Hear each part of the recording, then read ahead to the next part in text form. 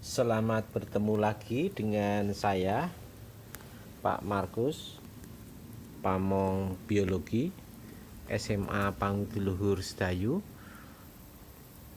Sekarang saya akan memberikan topik tentang biologi sebagai ilmu, khususnya pada pembicaraan metode ilmiah.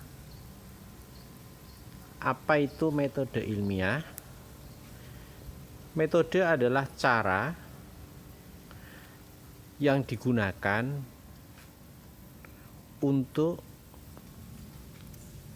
memperoleh suatu kebenaran. Metode itu cara. Ilmiah adalah standar keilmuan ya, memenuhi standar keilmuan. Jadi metode ilmiah adalah langkah-langkah yang harus ditempuh oleh seseorang, baik itu peneliti, siswa, maupun semua orang, untuk memperoleh suatu kebenaran ilmiah.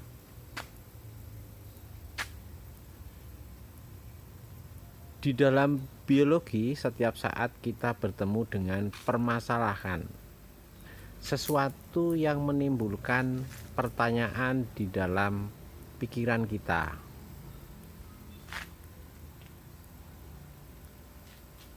Jika masalah itu dirumuskan, maka terbentuklah yang namanya rumusan masalah. Saya berjalan-jalan di kebun sekolah. Di depan saya terdapat banyak pohon, banyak tanaman. Nah, di depan saya ini ada pohon yang daunnya berlubang. Di dalam pikiran saya timbul pertanyaan, kenapa daun tanaman di depan saya ini berlubang-lubang? Itu masalah biologi. Contoh masalah lain. Ini ada tanaman daunnya bukan hijau tetapi ada putih ya, agak keputihan.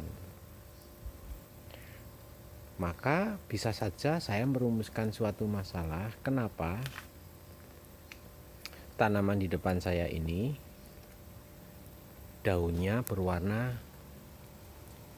agak putih. Saya jalan lagi.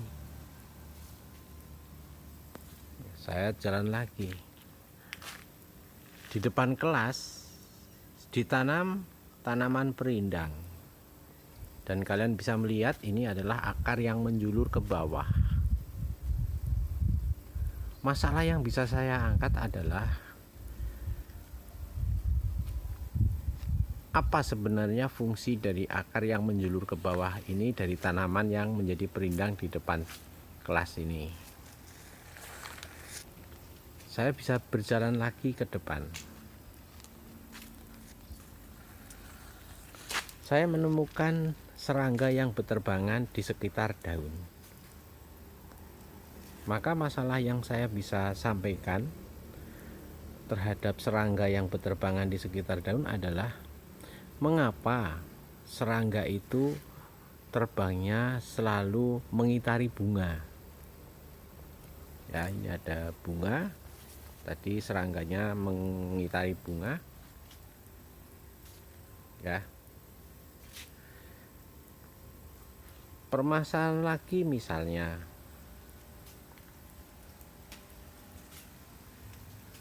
ini ada tanaman yang daunnya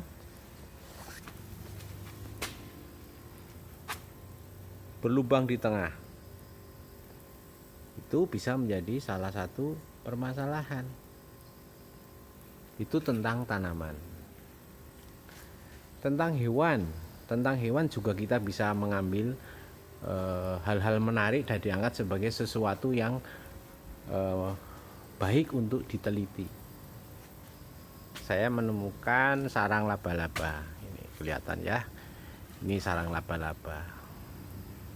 Pertanyaan yang muncul adalah kenapa laba-laba membuat sarang di bawah pohon beringin ini? Ya, kalau fungsinya kan tahu untuk menangkap serangga lain. Ya, fungsinya untuk menangkap serangga lain yang terperangkap yang akan dimakan. Tapi kenapa mesti harus di bawah pohon beringin yang sebelah kiri yang tidak terkena cahaya matahari? Nah, itu permasalahan. Saya pernah membaca satu penelitian remaja yang judulnya cukup lucu, tapi juga menantang. Dan waktu itu sempat menjadi juara penelitian ilmiah remaja, yaitu kenapa undur-undur berjalan mundur. Nah, kita kan semuanya tahu nggak ada undur-undur berjalan maju. Kemudian diteliti dan ditemukan fakta bahwa undur-undur itu berjalan mundur karena kebesaran perut. Menarik toh? Jadi setiap permasalahan biologi yang ada di sekitar kita bisa kita angkat menjadi suatu penelitian ilmiah remaja. Saya jalan lagi. Ini ada pohon. Ini pohon puring yang layu. Kalian bisa melihat ya, ini layu ini daunnya. Nah, permasalahan yang bisa kita angkat apa? Kenapa pohon puring yang tumbuh di atas pot ini daunnya layu? Apakah karena kekurangan air, karena tidak disiram? Apakah diserang hama penyakit, atau kehabisan nutrisi di dalam tanah?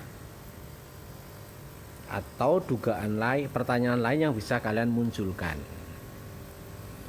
Apakah semua tanaman puring itu daunnya layu seperti ini? Kita lihat. Di depan saya juga ada tanaman puring yang daunnya segar. Ini ya.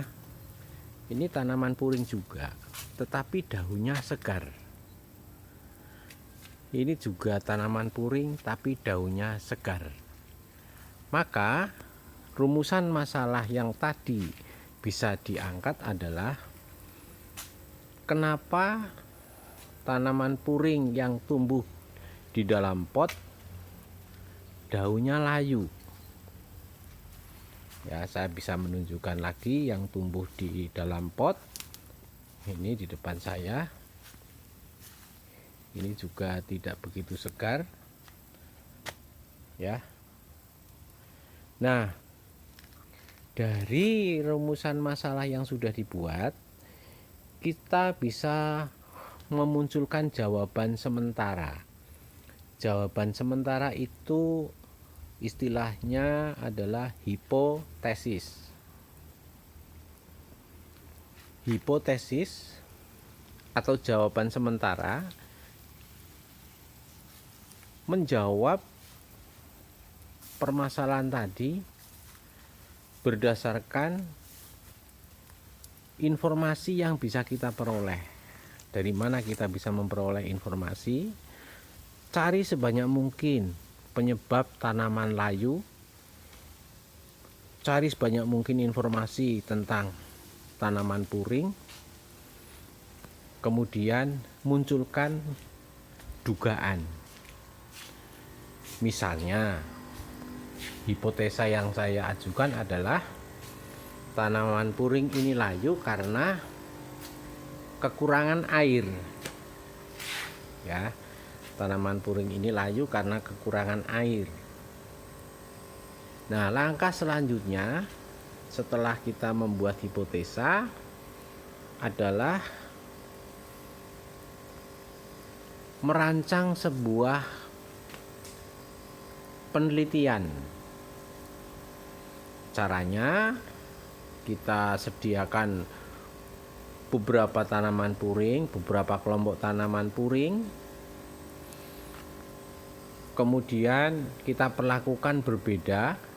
Satu disiram dengan sedikit air, dua disiram dengan cukup air, dan ketiga disiram dengan banyak air.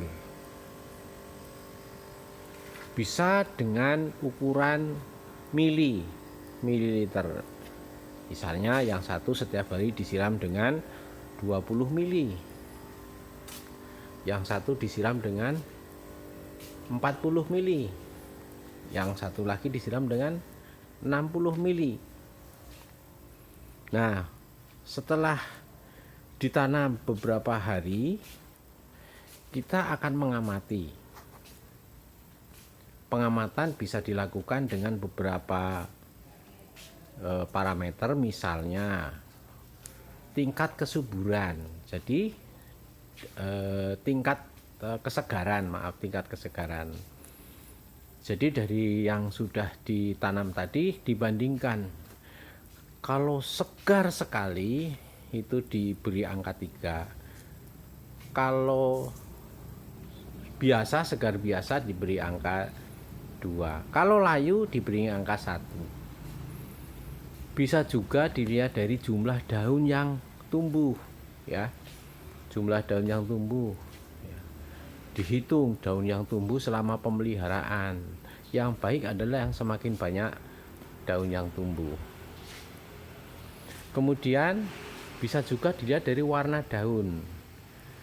Warna daun yang pucat, segar, dan segar sekali. Ya, itu adalah parameter pertumbuhan yang bisa kita gunakan untuk mengetahui pengaruh air terhadap pertumbuhan tanaman puring.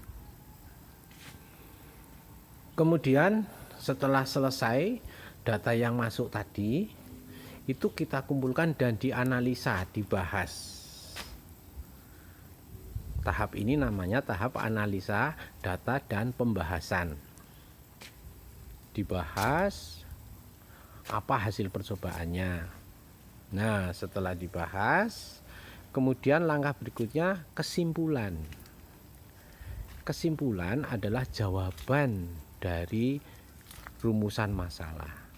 Kalau rumusan masalahnya pengaruh, untuk mengetahui pengaruh air terhadap kesuburan tanaman puring, kesimpulannya adalah air berpengaruh terhadap tingkat kesuburan tanaman puring.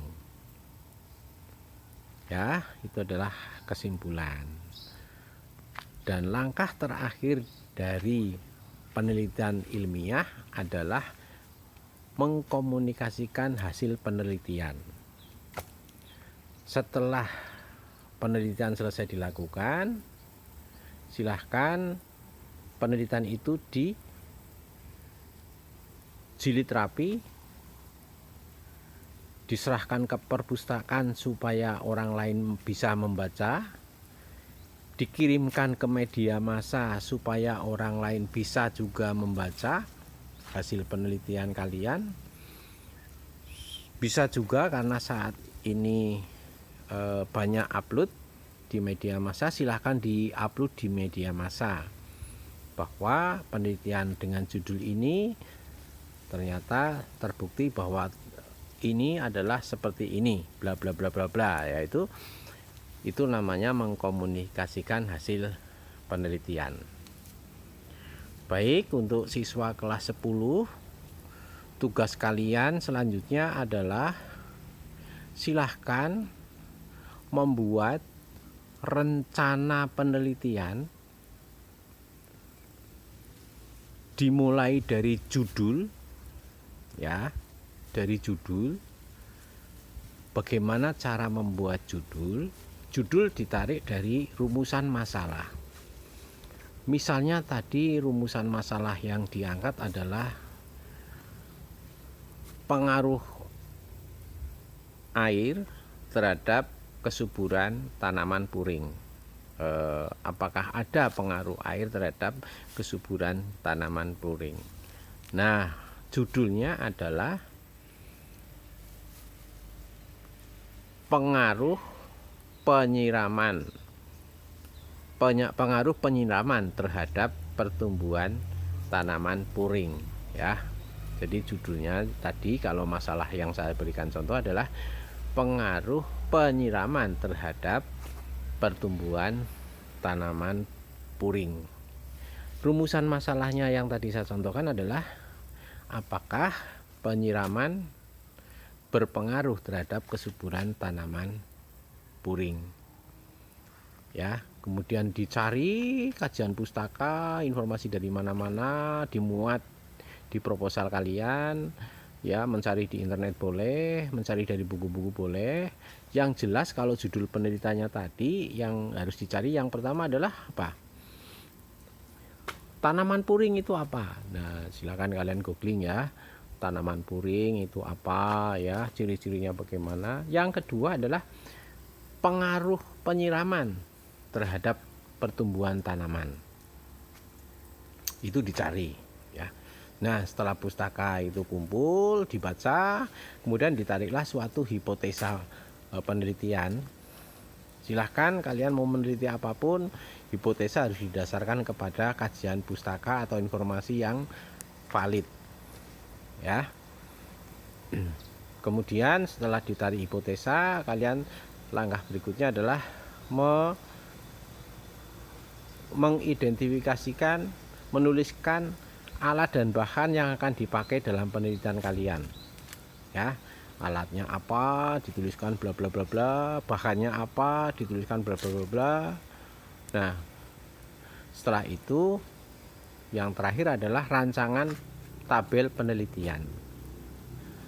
Jadi yang mau diamati apa? Nah, itu dirancang.